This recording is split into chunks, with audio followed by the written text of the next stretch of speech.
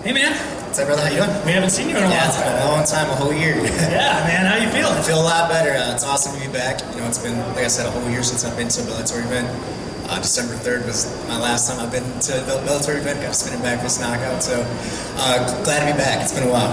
Didn't even pop into one just to say hi, huh? Man, I was in the shadows for a bit. You know, the first couple months I couldn't leave my house, couldn't really do much, so I was like, you know what, I'm gonna just wait until my time to come back. So how's it feel to be back out in the wild? It feels great. You know, it feels good to be able to move again. You don't know how much you take for granted when you have it. So I didn't know how important the ACL was until I tore it, and I'm like, damn, man, you know, we got to take care of your body for sure. So let's ask the important question then. What's the timeline from right now? Like, when can you get back in there? As of right now, I'm thinking the end of this tournament. Next week will be 8 months post-op, so it went by pretty fast now. It wasn't, but I'm thinking after this tournament, I'll be back to the So if they wrap this thing up in spring at some point, you'd be ready to go summer? 100%, yeah, 100%. How do you feel just in the day-to-day right now after the surgery? Do you feel like a bionic knee? I mean, what's the feeling like when you walk around? You know, I actually went back to the gym a little bit sooner than what they told me to, so sorry to my doctors, but I was just getting bored, man. You know, I had to go out there and put my mind back to work. I'm so used to moving, I'm so used to training and having an objective that when I didn't have one, you know, my life felt a little lost. So I went back to the gym, started helping out my coaches, coaching our younger guys coming up, and I got a cousin making his way up, Pettis, make sure you guys watch out for him. So day to day, I feel like my knee's gotten a lot better. You know, I could do pretty much everything I used to be able to do: the spin kicks, the jump knees, sprawls, wrestling. Still not 100% comfortable, but very close.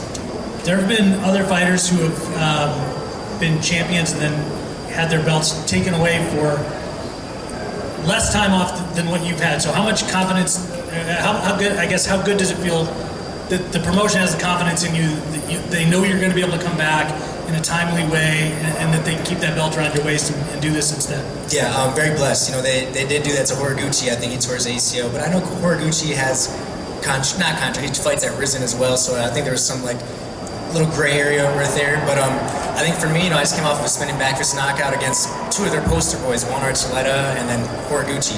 So I think that, you know, they're like, this guy has a future on us. And then last one for me, just, you know, watching how this tournament's played out so far, how do you feel like things have gone? Who do you like tonight? You know, who do you think is going to be in there with you, you know, 8 months from now, when this finally plays out? I think it's going to be me and my teammate Rafian Stats, to be honest. You know, I think Sabatello is a great wrestler. He's doing a good job at using his mouthpiece, bringing a lot more attention to, you know, this fight that's coming up. So at the end of the day, I think it's going to be me and Rafian Stats. So, you know, that's what I'm still prepping for, and I think he's the best out of the four that are left. Sergio right here. I know Rafian has moved on, he's practiced elsewhere. Does that make it a little easier having to face him in the future? It does. It does make it a lot easier now that I'm not in the same practice room with him. I was with him for about 6.5 years every day, you know, training each other to get better and better, and now we're both at this level where we have to fight each other. And it's okay with us because, you know, we're reaching to be the best in the world. I came over to Bellator, and that was, you know, we're in the same world now, so whoever's the best, we'll see. And obviously, we're filming this, and people will probably be watching maybe after the event, so, you know, we can't predict the future, what's going to happen tonight. Yeah. But I talked to Rafian, and I said, hey, teammates don't talk about training, but a lot of times when they leave, they do. I asked him, who got the better of the training? He gave me this, you know, political answer. So let me ask you, like, when you guys scrapped up, I'll tell you what, I feel like a real man doesn't share that information. So me being a real man, you know, I keep that in the practice room. Are you any concerned that if you guys do face each other, we've had teammates who, at one time they're friends, but then, you know, Chuck Liddell, Tito Ortiz, they start hating each other. John Jones, Rashad Evans, any worry that actually might happen with you guys? I feel like those individuals are just a lot different than me and Rafian. You know, at the end of the day, I feel like there wouldn't be any bad blood. Obviously, our job is competition and currency. You know, that's what we're here for. So we're just here competing against each other, trying to get that bread, and may the best man win. I don't think we'll have any issues. And his opponent tonight, Danny Sabatello, again, we're taping this before it actually happens. He said some not so nice words about you, saying that, you know, one, he claimed that you're not even really injured, that everybody's injured, that you're not tough enough to make it through a tournament like this. What's your response? I'm the toughest motherfucker here, to be honest. So I tore my ACL, that sucks. He just kicked me while I was down, calling me a pussy, calling me a little bitch. If I'm a little bitch, that's a big bitch. So Man, he ain't nothing. I think he's gonna have a tough fight tonight. If he wins, hats off to him. You know, he's proven me wrong a couple times. The last round, I thought Higo was gonna give him some trouble, and he went out there and dominated that man. So, as much as I don't like the man, he does have a skill set that I have to be careful for being a striker. Yeah, and the other side of the bracket, you have two guys who wrestle. You know, every time someone fights you, they want to wrestle you. Yep. Patchy Mixon, Magomedov. Break down their skills for me. You know, I personally, I got Patchy Mixon in this fight. I think Magomedov is an excellent grappler, MMA. In general, he's got a good base, good spin kicks, good stand-up, but I don't know, there's something in Patchy's eyes, man, that I think he's just hungry. You know, he's ready. He learned from his loss against Juan Archuleta, and you can see it with his last fight against Horiguchi, how calm and composed he looked out there, and how mature he looked out there. You know, I think that last, like I said, that loss, you don't want to take those, but they teach a valuable lesson. And my last question, at the end of the night, we'll have two guys left. Obviously, you're going to be facing the winner of that matchup. What's your message to those guys? Hey, just know when I come back, Daddy's home. You know, yo soy tu papá. Hey Sergio, right over here. Aldrich running from the Fight Dialogue. I mean, during your time off, of course, you weren't able to train and fight. How about the family time? What was it like, you know, just spending time with the family and just getting yourself back together mentally? It felt good, man. You know, as martial artists, we identify ourselves through mixed martial arts and having a task and constantly training. And now that I didn't have that, I, like you said, got to enjoy time with my fiance, my dogs, my mom, other people I really don't get to spend time with when I'm training. So it felt good to see both sides of, you know, that life. You know, the martial arts serious side and also the side where I got to enjoy my life and enjoy the blessings that I received.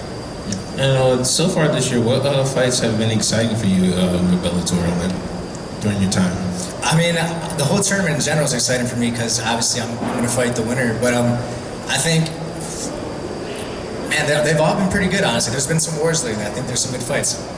And my last question for you is, what's your train of thought again? Great. What fight so far has been exciting for you tonight? Tonight, let's see. I mean, that uppercut knockout was pretty slick. I think that was so far was my favorite. But I know we're in store for some more wars tonight, so I don't have one just yet. Thank you. We're going. Kay Williams for Can Chronicles Media. It seems as though you stay really close to the sport as far as like studying opponents.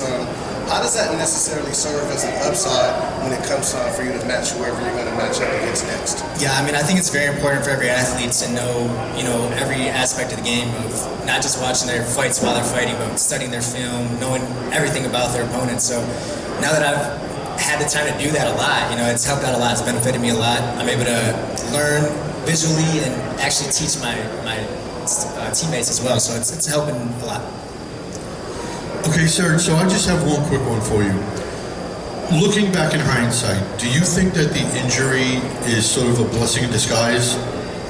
For sure, it is. And it's kind of crappy to say that because, you know, obviously I had a beautiful last year in 2021. I got my belt, got engaged, had my most viral knockout in my career. And this year, you know, it's going to be another great year, possibly fighting for $1 million. But after getting injured and realizing that I needed to take this time off to work on myself, you know, grow my confidence, work on my body. I was really beat up. I didn't realize how beat up I was after 11 years of competing. So, yeah, it's a blessing in disguise for sure. Cool. Thank you.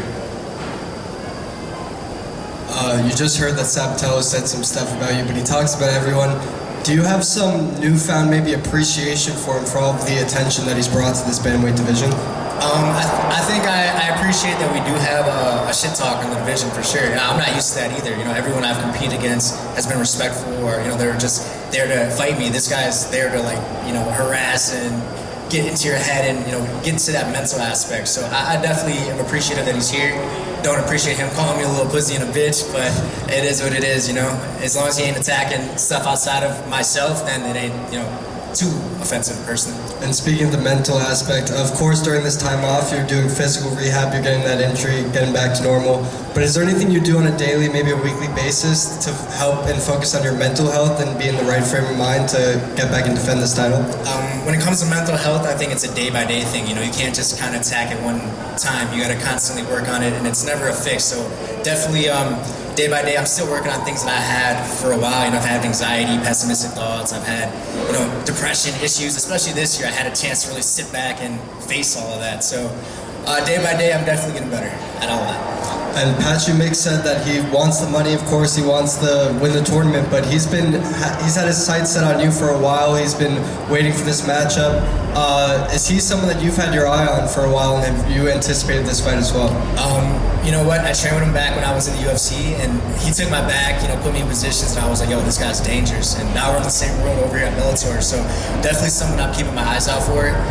He's actually a good friend of mine too. We're cool, we're on good bases and stuff. But at the end of the day, may the best man win. Competition occurs. Thank you, man. Yeah. Thank you.